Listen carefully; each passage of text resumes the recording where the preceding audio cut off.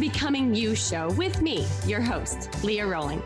Do you believe you are capable of choosing your future? Sometimes it takes just one person to believe in you, for you to believe in yourself. If you find yourself continuing to say, someday I will take better care of myself, only to continue living the same day over and over and over again, then you, my friend, are in the right place. I am your biggest cheerleader, inspiring you to become you on purpose and with intention. Are you ready to create a life you love? I'm excited to share with you some big ideas that you can use today to inspire, impact, and influence your life and everyone in it. The Becoming You show starts now.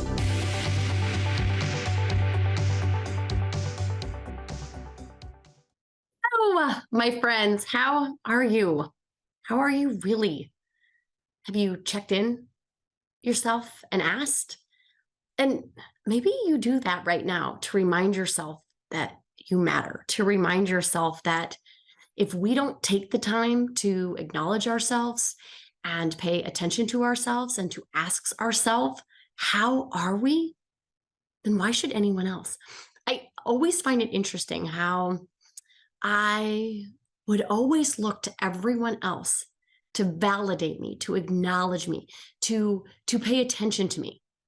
And even kind of get mad or upset or offended when they didn't.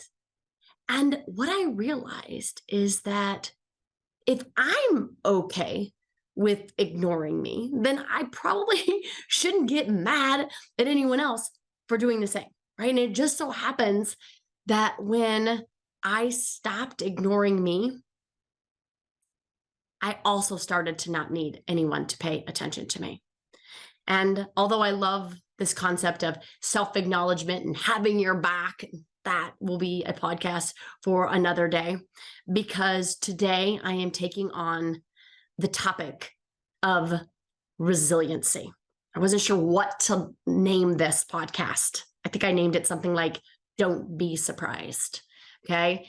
And I've been flushing out this idea that true personal freedom and power come from this idea of having resilience with our S. And if you've been with me for a while, you know that I teach a model, a framework for thinking and living consciously. And the S is for the situation. And I truly think that having S resiliency is the key to living into the very best of who it is that you are. So I'm going to flush that out with you today. But before I do that, I thought I would share with you this definition of resiliency, because when I looked it up, I was super stoked, you guys, that it actually worked with the framework that I wanted to offer up to you today. Normally, I'm a geek, go there and kind of check the definition and then see if I can't articulate a framework that kind of mirrors it. And I did this one in reverse. So again, was super stoked. So this is what it says about resiliency. So resiliency is the definition. Resiliency is the ability to withstand adversity and bounce back from difficult life events. Okay. So being resilient doesn't mean a person that doesn't experience stress, doesn't experience emotional upheaval, doesn't experience suffering. Okay. Resiliency is the ability to withstand adversity and bounce back from difficult life events, meaning they should be expected, meaning that we should just anticipate them happening. That is the key, right? It doesn't mean in the absence of it. It means in the presence of it, meaning we should expect it, meaning we shouldn't be surprised by it. So I wanted to share with you a few types of adversities that we can just manage with our minds, right? Because I don't want you wasting your good resilience on that. And then I'm going to share with you how to cultivate a practice of resiliency so that you can meet it head on, right? You can meet the challenges without the panic, without the angst and the worry and the surprise. So here are a few adversities that you can just solve in your mind, okay? You don't need to use a bunch of resilient strength and grit for it, okay? So the first the first type of adversity is what I call past adversity. Now, anything that has happened to you in the past can be solved by way of your thought about it, okay? I really need you to understand this, okay? The only reason you feel adverse about something that has happened in the past is because of your now thoughts. There are no past emotions, right?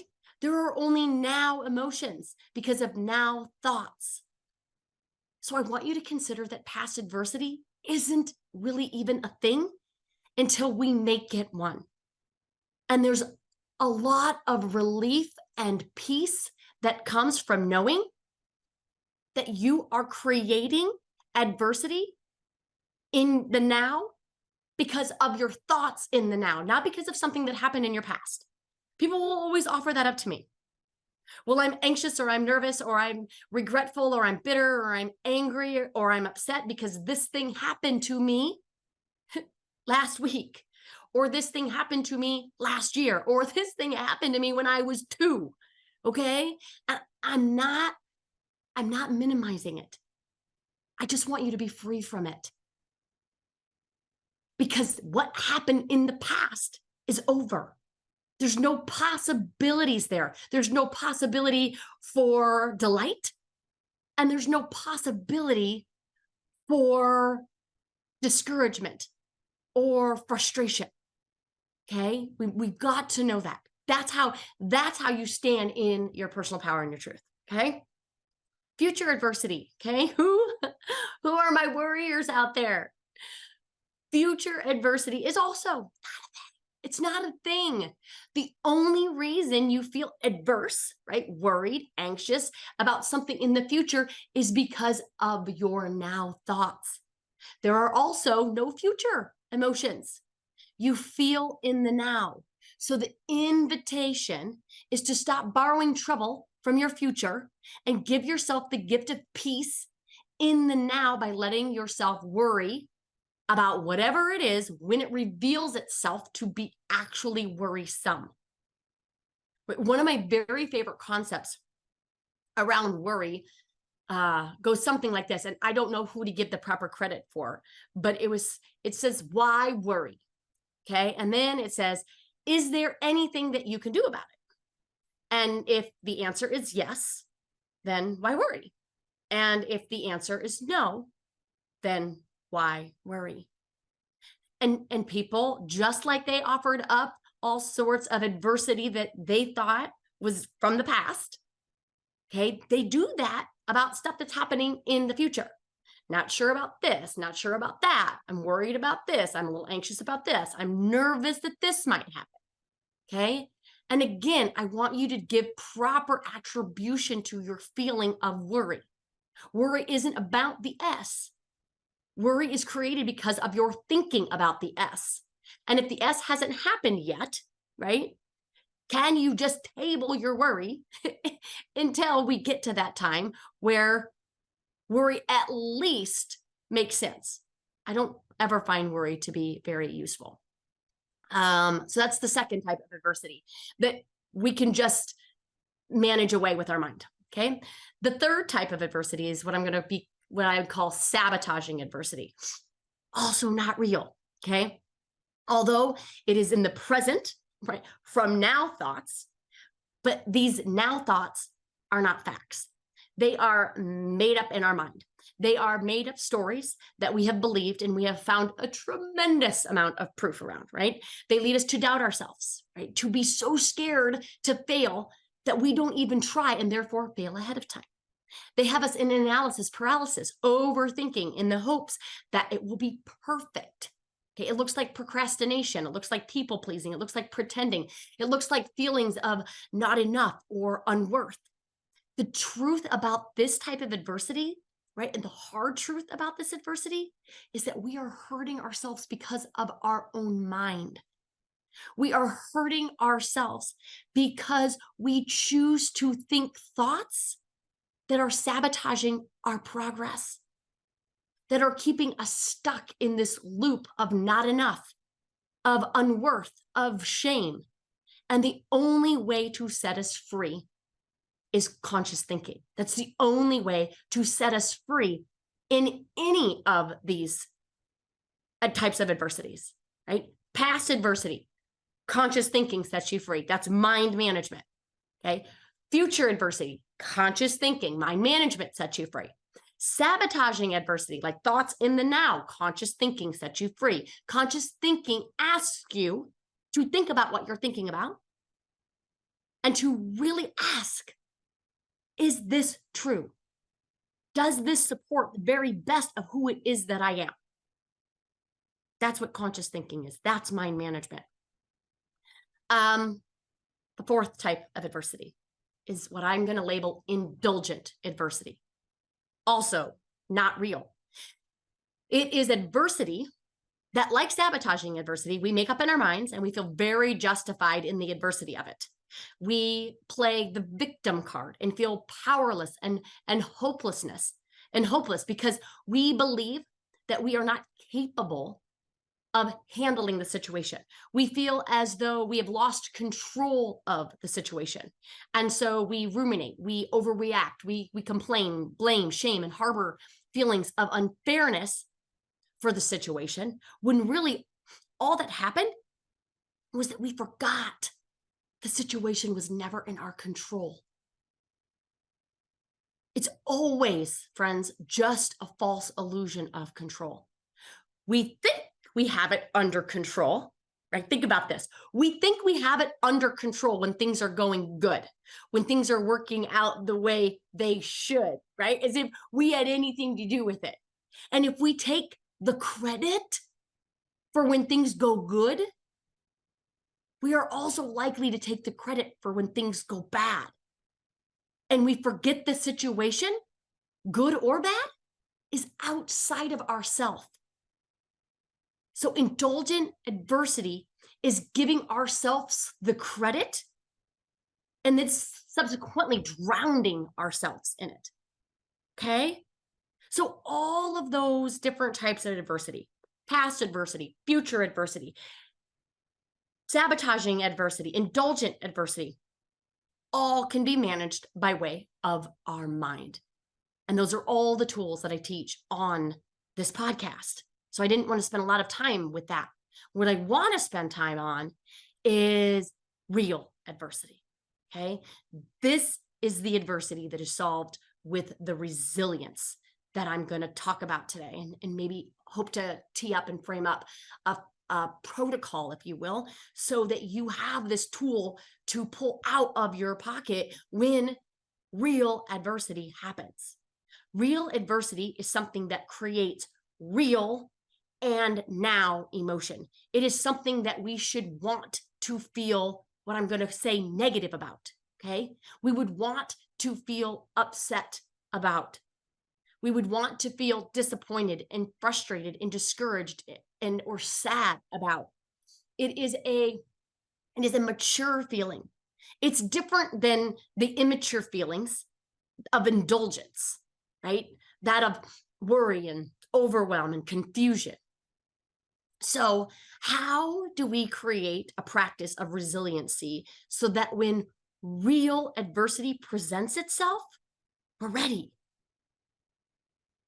And that's what I'm going to call today situational resiliency. Okay. I want us to get really good, really, really, really good at expecting adversity. I want you to plan on it. It is a part of life. I need you to know that we can't outrun it.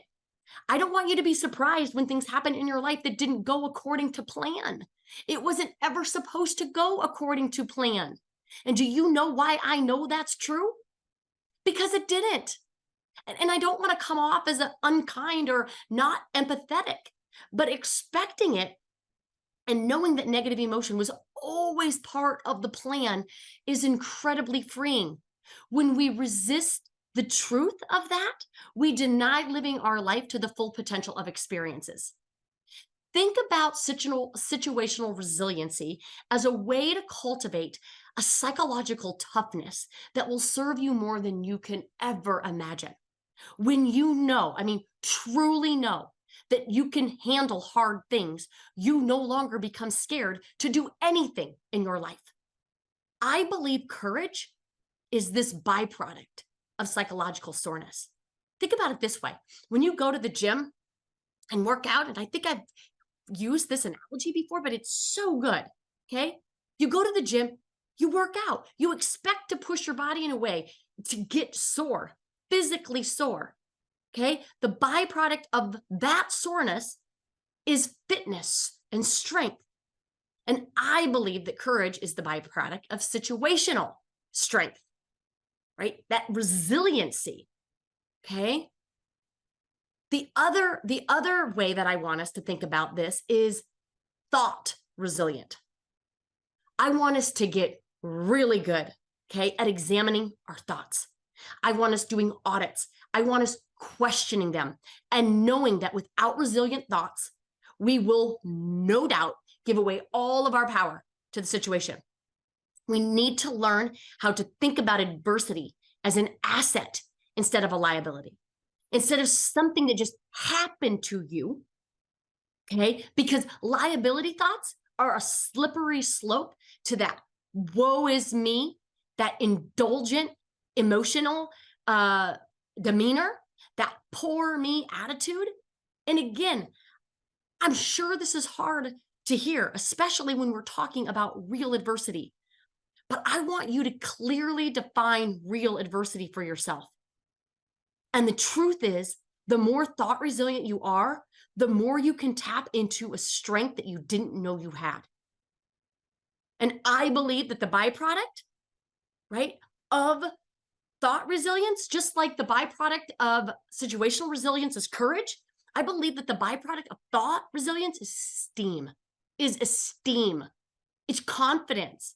When you know that you can handle anything, that you are capable, that you are confident, that you have power sentences, that you are fighting to make true, and you feel them as a sense of being, oh, that is your superpower. That will always be your superpower. So we have situational resiliency, we've got thought resiliency, you guessed it. We got to have some emotional resiliency. This is one of probably my favorites, and most people aren't talking about it. But here's, I want you to think this through, okay? Don't lose me. If you can process any emotion willingly, you will stop being afraid of your emotions. You'll stop being afraid to feel. We have got to get better at feeling bad and drop the idea that it is bad to feel bad. We have to drop the idea that you are bad if you feel bad. Because when we don't do this well, and when we want to escape from it, we will want to overrun it with overages, overspending, overeating, overlooking at our phone, over Netflixing, overdoing. All of this overages that create an immense amount of clutter, mentally, emotionally, behaviorally, relationally, temporally, right? All of this overdoing is to underfeel. I promise you this is true. And just think, if we weren't scared to feel, we wouldn't need to underfeel. And if we didn't need to underfeel, we would stop overdoing. And we would be able to simplify our life and truly be free to live it. Think about it this way. When you're doing anything against your will not to feel, there will never be enough of whatever it is. There will never, ever be enough of anything, because the emotion doesn't go away. We just shift our attention to something else. It hasn't gone anywhere. And it is waiting for you to feel it. And until you do, I truly don't believe you can truly evolve and grow into that next version of you.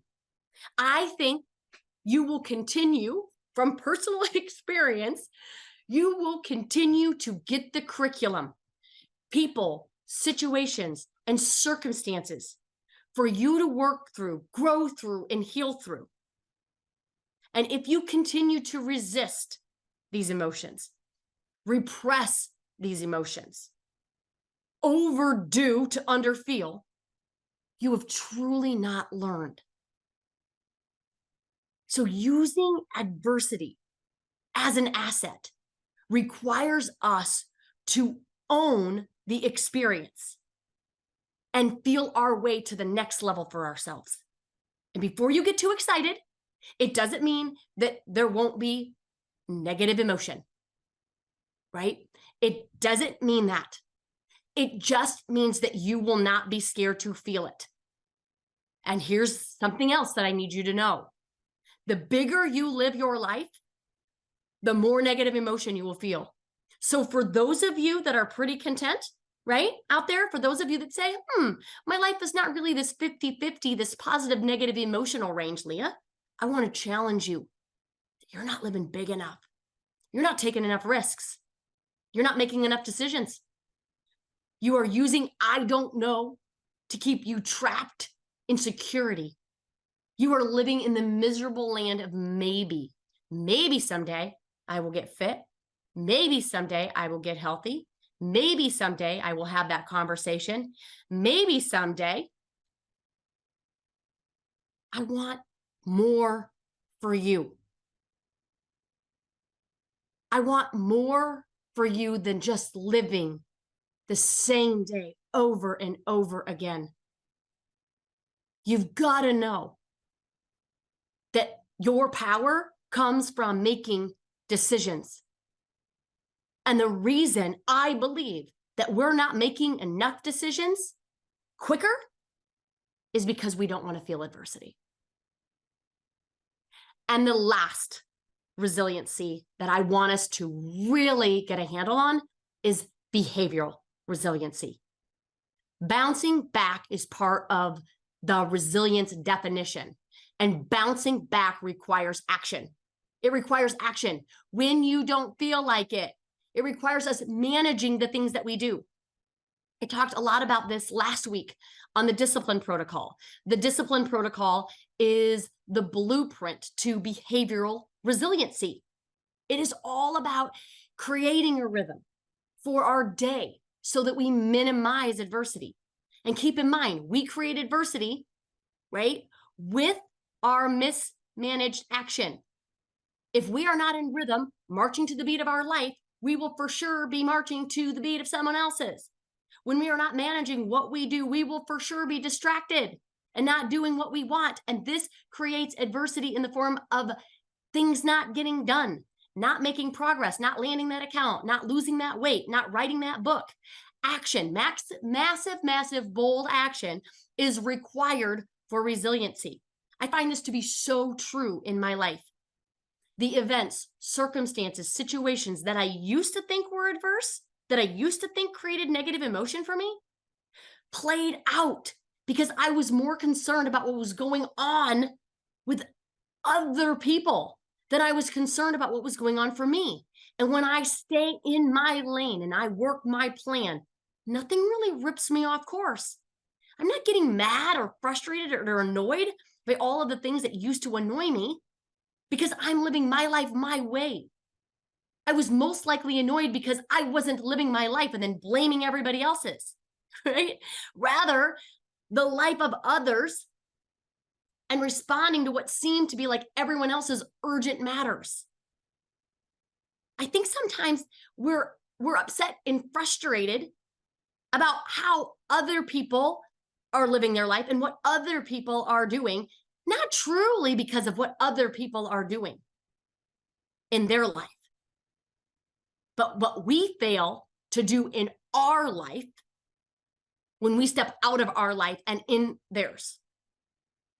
So I really want us to understand these ideas of resiliency, situational resiliency, thought resiliency, emotional resiliency, behavioral resiliency, because all of those together create what I'm going to call result resiliency.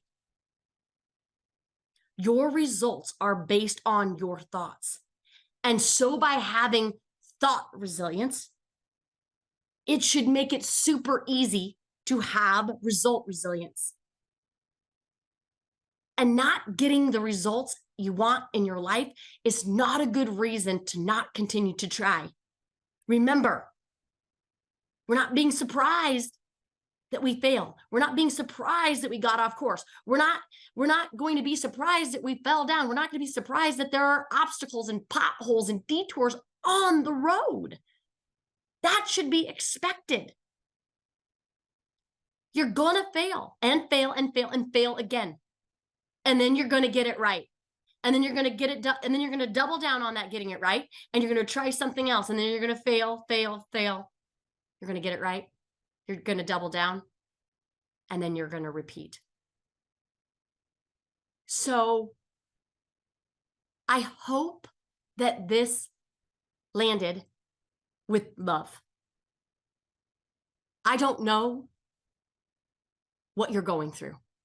We're all, you've heard me say, are in a delicate condition. I don't know what your real adversity is, but we've minimized a lot of adversity by way of our mind, by clearing up past and future and indulgent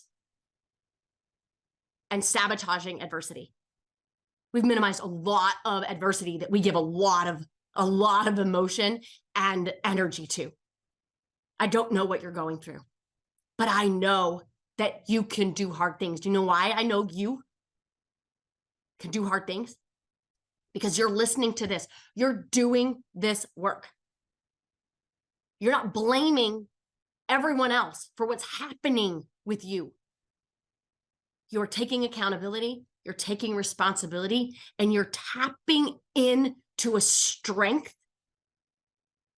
that is so strong in you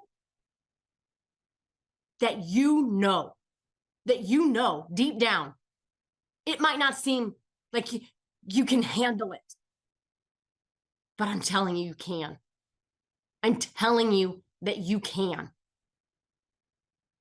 And I want you to believe in me. I want you to believe that that is true for you. And so again, I hope that this conversation around adversity, I hope you can hear it in my heart and in my voice, that expecting adversity and being empathetic with it can be hand in hand. It's not one or the other. Can we give ourselves massive amount of compassion, but also massive amounts of truth? And that truth is you can handle it, that you have the strength. I know you do. And I love you for it. I love you for being here. I love you for listening to me. I love for you sharing me with anyone else that you feel like might be going through either any of the adversities that can be kind of mind managed away, or this real adversity, that you can have some tools, some tools of resilience, situational resilience, thought resilience, emotional resilience, behavioral resilience, and result resilience. You have these tools along with your heart